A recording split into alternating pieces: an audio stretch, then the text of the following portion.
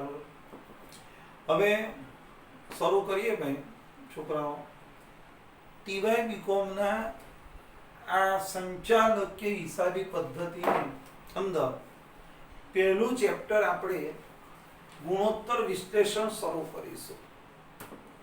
હવે આ ચેપ્ટરનું પાયો તો તમે જૂના 12મા ધોરણમાં ભણી ગયા છો. કાલે સૂત્રની પીડીએફ મોકલી દીધી, એ બધાને લખાઈ ગયા હશે. ન લખાયા હોય તો લખી દેવાનું. હવે આજે આપણે એવો દાખલો શરૂ કરીએ કે તમને બધું જ રકમમાં આપેલું જોઈએ ઉપરમાં ઠળા હેઠળ. તમારા સૂત્રમાં ખાલી થોડું મૂકવાનું એટલે મગજ પર બિલકુલ પણ હથોડો ના પડે એવો દાખલો આજે આપણે લઈશું. ખ્યાલ આવ્યો ભાઈ? ભગવાનનું નામ લઈને શ્રીનાથ કંપનીનો દાખલો છે. ત્રીજો દાખલો જેની પાસે ચોપડી હોય એ લોકો બધાની ચોપડી પછી અલગ અલગ દર વર્ષે મગજમારી હોય છે, ખબર ને? એડિશન અલગ અલગ હોય એટલે સીધી વાત છે કે ચોપડીના સ્વાધ્યાયમાં સ્ટાર્ટિંગમાં શ્રીનાથ લિમિટેડનો દાખલો હશે. હવે ચોપડી ન હોય તો શું કરવું? તો આ વિડીયોમાં તમને આનું રકમ મોકલું છું, વિડીયો સ્ટોપ કરી અને લખી દેવાનું. હવે લખવાનો કંટાળો આવે તો શું કરવાનું? તો યુટ્યુબ ચેનલમાં તમને એની લિંક નીચે મોકલી હશે, એ તમે લિંક ખોલશો એટલે એની તમને પીડીએફ મળી જશે. બરાબર છે? ચાલો તો હવે આ રકમ જોઈ લો. બરાબર છે? શ્રીનાથ કંપની લિમિટેડ સ્ટોપ કરવાનો. એ રકમ આવી જાય ને એટલે બસ હવે અહીંયા રકમ સેટ કરી દીધી. ચાલો જ રાખો. ચાલો તમે અહીંયા ધ્યાન આપો. આ તમારે બધું સાંભળવાનું નહીં, આ બધી અંદરની વાતો દાખલામાં ધ્યાન આપો. બરાબર છે બધા? ચાલો હા હશે જ છોકરાઓ.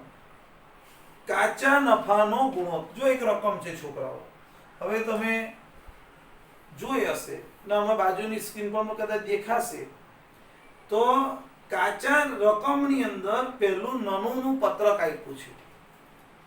હવે એ નનુનું પત્રક છે, બધું હેડિંગ મારેલું છે. વેચાણ કેટલું, ઉધાર વેચાણ કેટલું, નફો કેટલો, ખર્ચો કેટલો, ચોખ્ખો નફો કેટલો, બધું જ આપેલું છે. આવો ખજાનો આપી જ દીધેલો છે. તમારે ખાલી છે ને સૂત્ર મૂકવાનું અને દાખલો ગણવાનો. અને 19 કે 20 સૂત્રોમાંથી આજે આપણે 10 સૂત્રો તો શીખી જઈશું પાછા. અને પછી પાકું સરવૈયું ઊભું આપેલું છે, એમાંય બધું જ આપેલું છે છોકરાઓ, કઈ શોધવાનું નથી. ચાલો તો પહેલું સૂત્ર કાચા નફાનો ગુણોત્તર.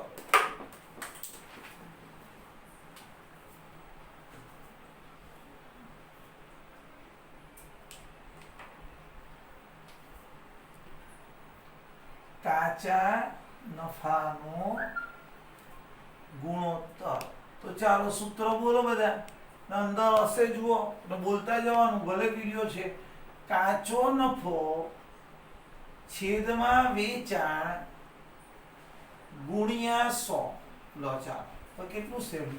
કાચો નફો જો રકમમાં ચોખ્ખો દેખાશે, વેચેલ માલની પડતરની નીચે 7,50,000. વેચાણ પણ ચોખ્ખું દેખાય છે, બેનું ટોટલ 15 લાખ ગુણ્યા 100. તો આ તમારો જવાબ થઈ ગયો 50%. પહેલું સૂત્ર પૂરું. હવે બીજું સ્ટોક ગુણોત્તર. તો છોકરાઓ એનું સૂત્ર શું સ્ટોક ગુણોત્તરનું? તો વેચેલ માલની પડતર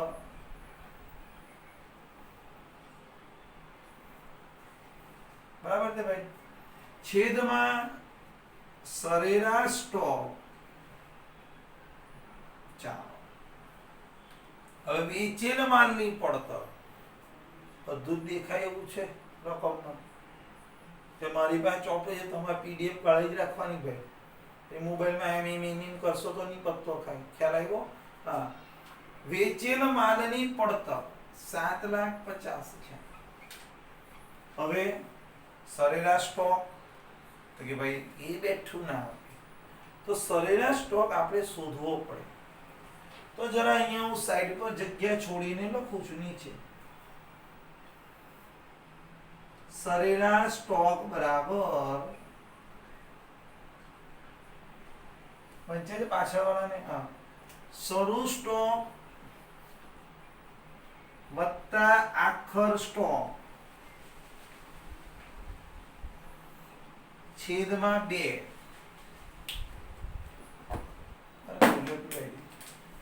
હવે આ શરૂ સ્ટોક છે ને સરવૈયામાં ઉપર આપ્યો હશે, જુઓ, સોરી, નીચે હવાલામાં છે શરૂનો સ્ટોક 325.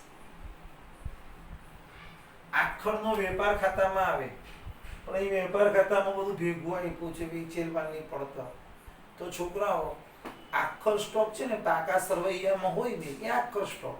તો પાકા સરવૈયામાં જુઓ ચાલુ મિલકતોની અંદર આપ્યું છે 175 એટલે 1,75,000 છેદમાં 2. તો આ બેનો સરવાળો કરીશું તો બોલો ભાઈ સરેરાશ સ્ટોક કેટલો આવે છે? 3 લાખ. કેટલો આવે છે સરેરાશ સ્ટોક? 2,50,000. 5 લાખ છેદમાં 2, બરાબર છે. તો હવે આ 250 અહીંયા મૂકી દો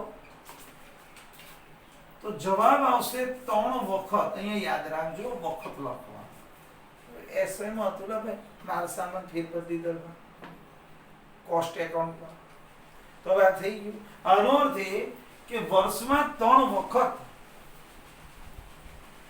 સ્ટોક બદલાય છે. ચાલો હવે સંચાલન ગુણોત્તર.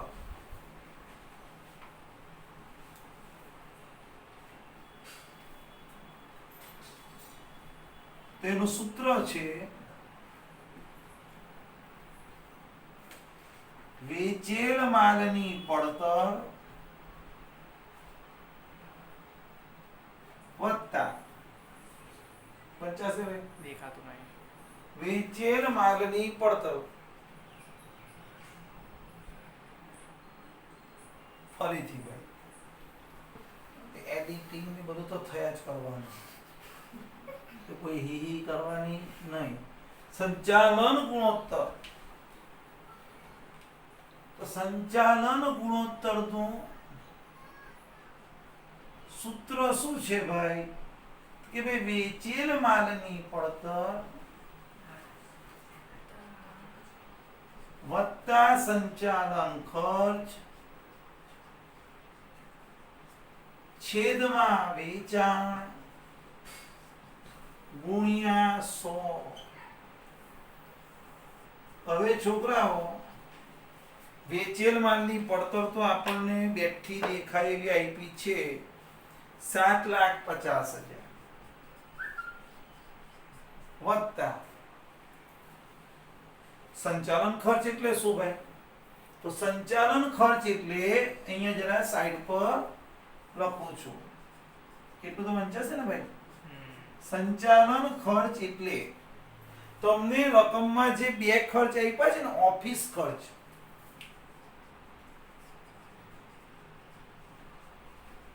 વેચાણ ખર્ચ બેનો સરવાળો, પછી ઘસારો પણ આવે, અમુક દાખલામાં નાણાકીય ખર્ચ પણ આવશે. તો હમણાં આપણે આ 2 યાદ રાખીશું. તો 1,25,000 1,25,000 2,50,000. તો છોકરાઓ 750 વત્તા 2,50,000 છેદમાં 15 લાખ ગુણ્યા 100 10 લાખ છેદમાં 15 લાખ ગુણ્યા 100. બોલો તો તમારો જવાબ 66.67% કેટલો થાય છે ભાઈ? ભાઈ આનો અર્થ શું થયો છોકરાઓ? સમજી લો ખાલી જાણવા માટે કે આ વેચાણ છે. જુઓ એક દાખલા નહીં ગણવાના, થોડું સમજો. થિયરી કે પૂછાય નહીં, પણ જાણકારી માટે કે મારું જે વેચાણ થયું એનો 7.5 લાખ રૂપિયા તો વેચેલ માલને બનાવવા પાછળ પડતર. આપણે ગયા વર્ષે કોસ્ટ એકાઉન્ટ ભણેલા.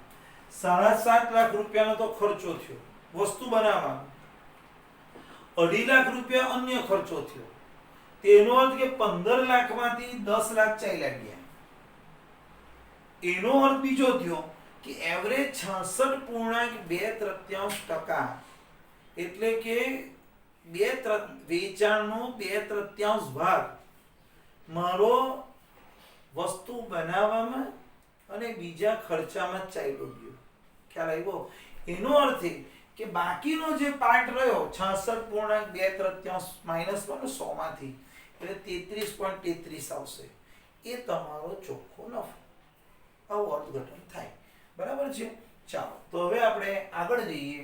સંચાલન ગુણોત્તર પછીનું સૂત્ર છે ચાલુ ગુણોત્તર.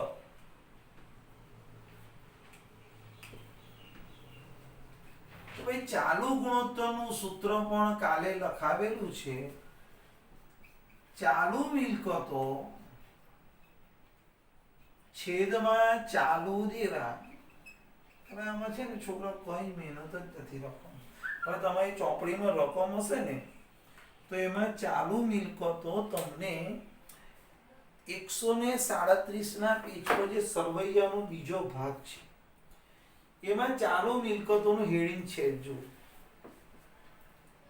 સ્ટોક છે, દેવાદાર છે, લેણી હુંડી છે, રોકડ શિલ્લક, એનો છગડીયો કૌંસ કરી દેવાનો. તો તમારી ચાલુ મિલકતનો સરવાળો કેટલો થાય છે ભાઈ? 8 લાખ થશે. ફરીથી એટલે તમારે હજુ કહું છું પીડીએફ લઈને જ બેસવું પડશે અથવા ચોપડી. બરાબર? હવે અંદર જુઓ ફરીથી 137 ના પેજ પર મિલકતોના બે ભાગ છે, બિન ચાલુ અને ચાલુ. દરેક પાકા શહેરમાં આવું થશે એટલે તમને ચાલુ મિલકતો દરેક દાખલામાં બેઠી જ દેખાઈ જવાની. લાવે તો 8 લાખ લખી દીધી. હવે ચાલુ દેવાયની ઉપર છે જુઓ વેપારી દેવા અને અન્ય ચાલુ દેવા. તો એ ચાર રકમનો સરવાળો કરવાનો. અર્ધે સાંભળું નહીં, પાછું બોલો. ઉપર ચાલુ દેવા હેડિંગ જ છે. તો છોકરાઓ ફરીથી આ ચાલુ મિલકતો છેદમાં ચાલુ દેવા. તો મેં શું કીધું કે તમને બધું આપેલું જ છે. તો ચાલુ દેવા ઉપરથી જોજો 137 ના પેજ પર તમને હેડિંગ મારેલું છે કે ચાલુ દેવા. તો વેપારી દેવા અને અન્ય ચાલુ દેવા એનો સરવાળો કરો ને તો 3 લાખ આવશે. તો એને આ 3 લાખ વડે રકમને ભાગી નાખો. તો બોલો કેટલો જવાબ આવ્યો ભાઈ? 2.67 આવે. પણ છે ને ચાલુ ગુણોત્તરમાં આ રીતે લખવાનું જેમ 1. આનો અર્થ શું છે? 12માં હતું કે 1 રૂપિયો ચાલુ દેવાની સામે 2.67 ગણી ચાલુ મિલકત છે. આપણી સ્થિતિ સદ્ધર છે કારણ કે આપણે 1 રૂપિયો ચાલુ દેવું ચૂકવવાની સામે 2 રૂપિયા ને 67 પૈસાની મિલકતો ધરાવીએ છીએ. હવે ચાલુ ગુણોત્તર પછી 5મા નંબરનો પોઈન્ટ 50 પ્રવાહી ગુણોત્તર. તો છોકરાઓ આમાં જરા સૂત્રો જો તમે લખ્યું હોય ને આગળ પીડીએફ માંથી તો સહેજ સુધારજો કારણ કે આમાં હવે સૂત્ર બદલાઈ ગયું છે થોડું. ચાલુ મિલકત માઇનસ સ્ટોક, અથવા તમે એને પહેલા આ રીતે વિસ્તારથી લખવું હોય કે પ્રવાહી ગુણોત્તર એટલે શું કે પ્રવાહી મિલકતો. આ રીતે જુઓ છેદમાં ચાલુ દેવા જ લખવાનું. હવે જૂની ચોપડી અને જૂના કોઈ ભાઈબંધ દોસ્તારના ચોપડા લઈને બેસશો ને છોકરાઓ તો તમે ગડબડ થશે કારણ કે એમાં ચાલુ દેવાની જગ્યાએ પ્રવાહી દેવા જ આવે ને પ્રવાહી દેવા એટલે ચાલુ દેવા માઇનસ ઓવરડ્રાફ્ટ. હવે એ પદ્ધતિ ભૂલી જજો એટલે જૂનો ચોપડો નહીં ચાલે. હવે પ્રવાહી મિલકત એટલે શું કે ભાઈ ચાલુ મિલકત માઇનસ સ્ટોક છેદમાં ચાલુ દેવા. તો છોકરાઓ ચાલુ મિલકત તો આપણે શોધેલી છે અહીંયા 8 લાખ માઇનસ સ્ટોક. તો સ્ટોક કયો? તો હંમેશા આખરનો સ્ટોક આવે. તો આખરનો સ્ટોક છે આપણો 1,75,000 છેદમાં ચાલુ દેવા છોકરાઓ અહીંયા લીધેલા છે 3 લાખ 85 ને ભાઈ. તો હવે 8 લાખમાંથી 1,75 માઈનસ કરો તો કેટલા આવશે ભાઈ બોલો? 6,25,000 બરાબર છે. છેદમાં 3 લાખ બોલો તો જવાબ 2.08. આમ તો પોઈન્ટ આવે છે તો આપણે 2.08 જેમી. આનો અર્થ એ થયો કે 1 રૂપિયો ચાલુ દેવાની સામે મારી પાસે પ્રવાહી મિલકતો 2.08 છે. હવે ઘણાને તો પ્રવાહી મિલકત એટલે શું? તો પ્રવાહી એટલે આમ ઝડપથી એનું રોકડમાં રૂપાંતર થઈ જાય. પેલો માથે આવીને ઊભો રહે કે લાવ ભાઈ મારા રૂપિયા આજે ને આજે જોઈએ જ, કાલે જોઈશે હાલ સુધીમાં, તો કાથી લાવવાના? સ્ટોક તો તાત્કાલિક વેચાઈ ના. આ પછી પેલો કોઈ કે સાહેબ હું વેચી નાખું 50, એ બધી વાત ગાંડાની વાત નહીં. રેગ્યુલર રીતે જો દુકાન ચલાવતા હોય તો સ્ટોક વેચવો આપણા હાથમાં નથી. એટલે આ ચાલુ મિલકતમાંથી સ્ટોક કાઢી નાખવાનો. કારણ કે આપણે પ્રવાહી મિલકતો જોઈએ. પ્રવાહી મિલકત એટલે શું? કે તમારી પાસે આમ ઝડપથી રોકડા આવે કે જેનું તમે રોકડમાં રૂપાંતર કરી શકો, જરૂર પડે તરત તમે એને વાપરી શકો, એ પ્રવાહી મિલકત. એટલે ચાલુ મિલકતમાંથી સ્ટોક શું કરવાનો? માઇનસ. કારણ કે સ્ટોક એવી વસ્તુ છે કે આપણા હાથમાં નથી, તાત્કાલિક વેચાતો નથી. એટલે આ રીતે તમારો પ્રવાહી ગુણોત્તરનું કામ પણ પૂરું થયું.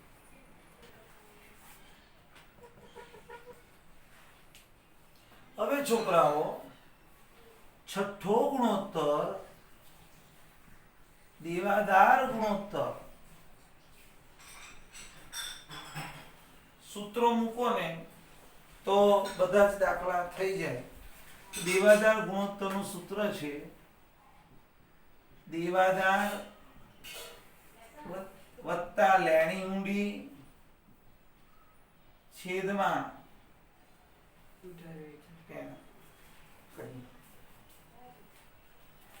છેદમાં ઉધાર વેચાણ ગુણ્યા દિવસો. સૂત્રમાં તમારે આ સુધારો કરી દે, દિવસો જ પહેલા દિવસો જ લખવાના. હવે ઉધાર વેચાણ તમને રકમમાં ઉપર આપ્યું છે નમૂના પત્રકમાં 9 લાખ. સોરી, દેવાદાર તમને ચાલુ મિલકતમાં આપ્યા છે 3,50,000 વત્તા લેણી ઊંડી એની નીચે છે 50,000 છેદમાં ઉધાર વેચાણ નમૂના પત્રકમાં 9 લાખ. હવે દિવસો છે ને દાખલામાં આપેલા હશે, જુઓ 360 તો 4 લાખ છેદમાં 9 લાખ ગુણ્યા 360 તો તમારો જવાબ આવશે 160 દિવસ. 159.99 ચાલો 159.99 છોકરો એમ કહે તો આપણે 160 કરી દઈએ. તો એનો અર્થ શું થયો આ જવાબનો? કે આપણે જે ઉધારમાં વેચો એના રૂપિયા દર 160 દિવસે આપણને પાછા મળે છે. એટલે આને કહેવાય ઉઘરાણી. બરાબર છે? તો આ તમે લખી દો. હવે આપણે 7મો ગુણોત્તર લેણદાર ગુણોત્તર આગળ લઈએ. બરાબર છે? હવે છોકરાઓ 7મો ગુણોત્તર લેણદાર ગુણોત્તર. ચાલો શું સૂત્ર છે લે ભાઈ? તો કે ભાઈ લેણદાર પેલામાં દેવાદાર તો અહીંયા આવે લેણદાર દેવી હુંડી છેદમાં ઉધાર ખરીદી ગુણ્યા દિવસો. ચાલો આટલું થઈ ગયું. હવે લેણદાર છોકરાઓ રકમમાં ચાલુ દેવામાં આપ્યા છે 1 લાખ. 1 લાખ લખ્યા. દેવી ઊંડી 45,000 લખી. દિવસોમાં આપણને કીધું છે કે ભાઈ તમે દિવસો 360 લક્ષમાં લેજો. લીધા. હવે ગરબડ થાય છે કે ઉધાર ખરીદી બેઠી નહીં આપી. બેઠો મારા નથી. તો પહેલા વિડીયોમાં મેં તમને શીખવેલું વેપાર ખાતું બનાવવાનું અને એમાં એક સૂત્ર લખાવેલું યાદ હોય તો. હવે એ તો યાદ તો હોય જ ને સાહેબ આપણને. તો આ સાહેબ લખે વેચેલ માલની પડતર બરાબર. યાદ આવ્યું? નહીં તો ગયા વર્ષે એસવાય માં પણ હતું. શું સૂત્ર? શરૂ સ્ટોક વત્તા ખરીદી માઇનસ આખર સ્ટોક. ક્લિયર? તો જો વેચેલ માલની પડતર તમને આપી છે આ 7,50,000 બરાબર. શરૂ સ્ટોક હંમેશા હવાલામાં જ આપશે. એને હવાલો ના કહેવાય, એને વધારાની માહિતી કહેવાય. એની અંદર 3,25,000 ખરીદીની ખરીદી ત્યાં જ રહેવા દો. અને પાકા સરવૈયામાં જે સ્ટોક હોય ને, પાકા સરવૈયામાં એ આપણો આખો સ્ટોક 1,75,000 થઈ ગયો. કોઈ લાંબી ગણિત કરવાનું નહીં. આ 750 ને ત્યાં જ રહેવા દીધા.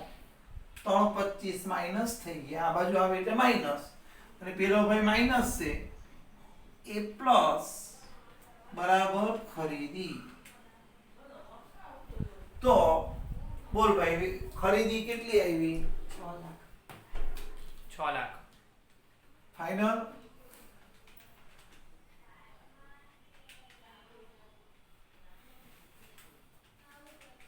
લાખ ખરીદી આવે એટલે જોઈ લેજો.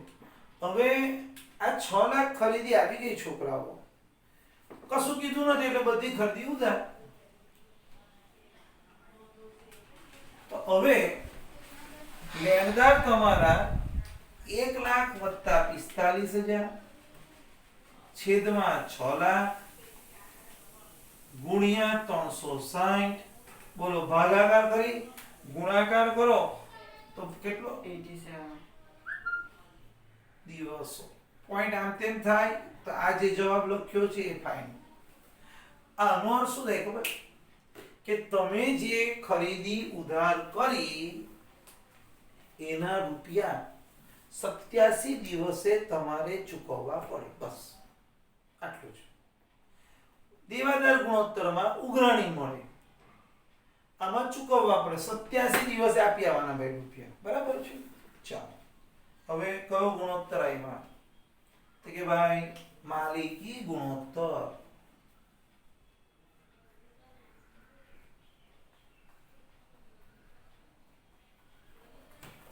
તો હવે આ માલિકી ગુણોત્તરમાં છોકરાઓ તમને આ નવી જે ચોપડી છે એની અંદર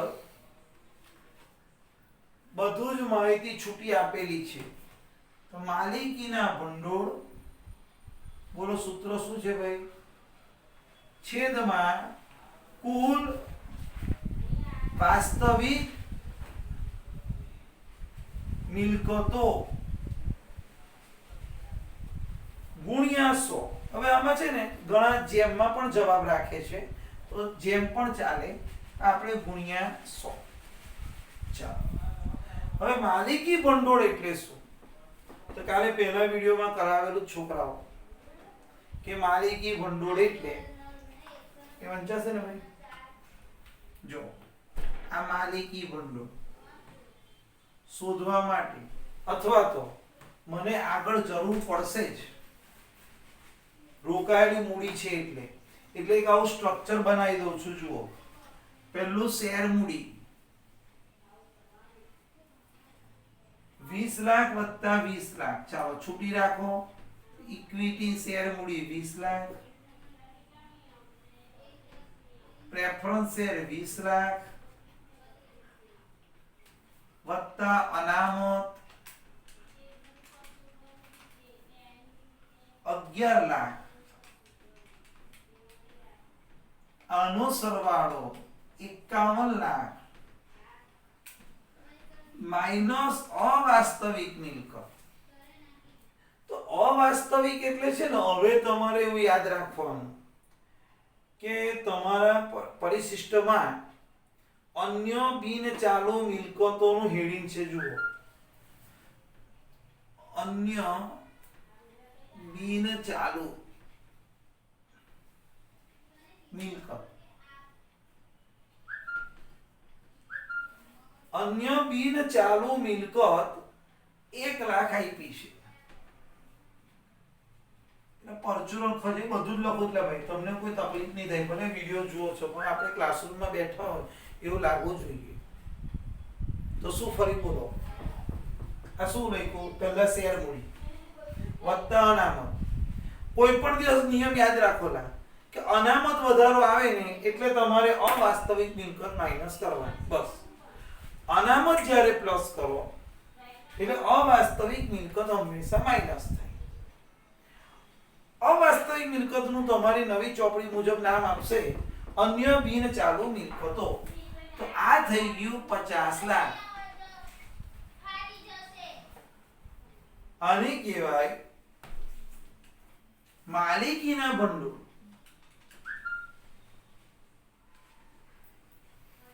બોલો, માલિકીના ભંડોળ 50 લાખ આવી ગયું. પછી ને છોકરાઓ એક સ્ટેપ આગળ હું કરી જ નાખું કે આ માલિકીના ભંડોળની અંદર તમે બિન ચાલુ દેવા ઉમેરી દો.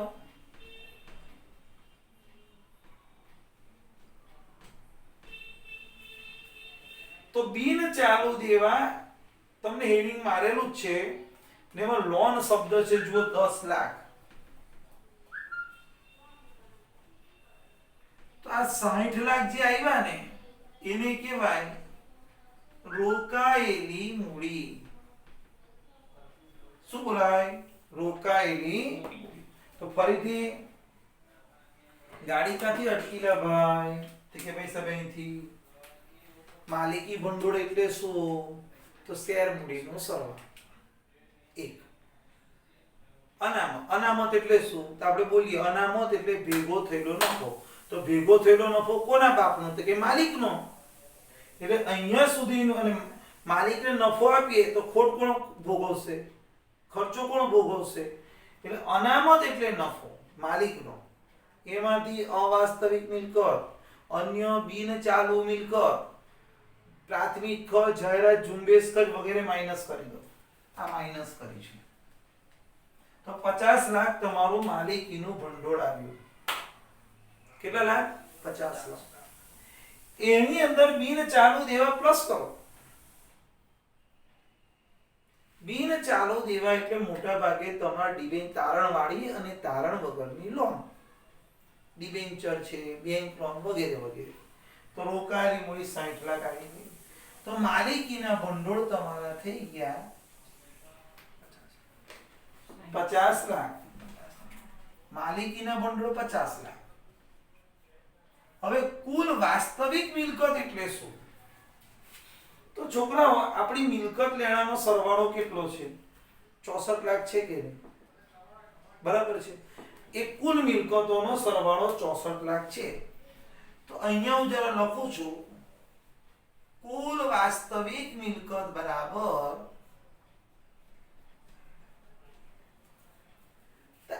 તમારે તો બહુ સહેલું થઈ ગયું. ટોટલ આપ્યું જ કે નહીં એટલે આને આપણે કુલ મિલકતોનું ટોટલ બોલીશું. માઇનસ અવાસ્તવિક મિલકત માઇનસ કરી દો. તો કુલ મિલકતો 64 લાખ. એમાંથી 1 લાખ માઇનસ કરો એટલે 63 લાખ. ચાલો ગુણ્યા 100. ફરીથી બોલ ભાઈ, માલિકી ગુણોત્તરનું સૂત્ર શું? કે માલિકી ભંડોળ હવે માલિકી ભંડોળ બધા સમજ પડી ગઈ. ફરીથી ત્રીજી વાર ચોથી વાર બોલું છું.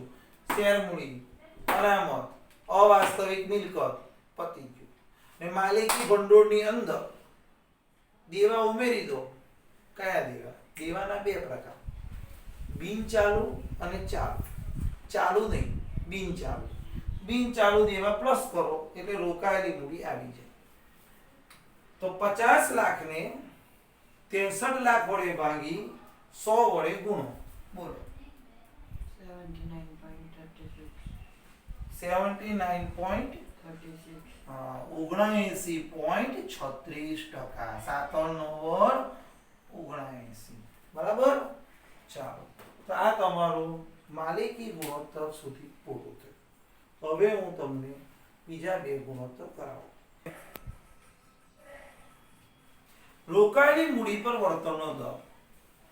તો રોકાયેલી મૂડી પર વળતરનો દર બરાબર ચોખ્ખો નફો કૌંસમાં પહેલાનો. એ પહેલાનો એટલે શું? વ્યાજ અને કરવેરા પહેલાનો. આ રોજ બોલાશે, દરેક દાખલામાં આવશે. અને આ રોકાયેલી મૂડી વળતરનો દર આવે ને બે ભાઈ, એટલે ચોખ્ખા નફા પર જોઈએ. અને એમાં ખાલી રોકાયેલી મૂડીમાં જ વ્યાજ અને કરવેરા પહેલાનો આવે. તો અહીં વ્યાજ અને કરવેરા પહેલાનો નફો તમે ચોપડીમાં જોશો ને છોકરીઓ, એટલે છોકરાઓ પણ આવી જાય તો લખેલું જ છે કરવેરા પહેલાનો નફો કેટલો? કે 5 લાખ. જોયું.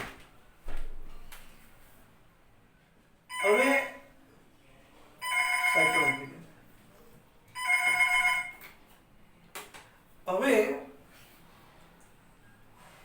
ચોખ્ખો નફો પહેલાનો એટલે વ્યાજ અને કરવેરા પહેલાનો.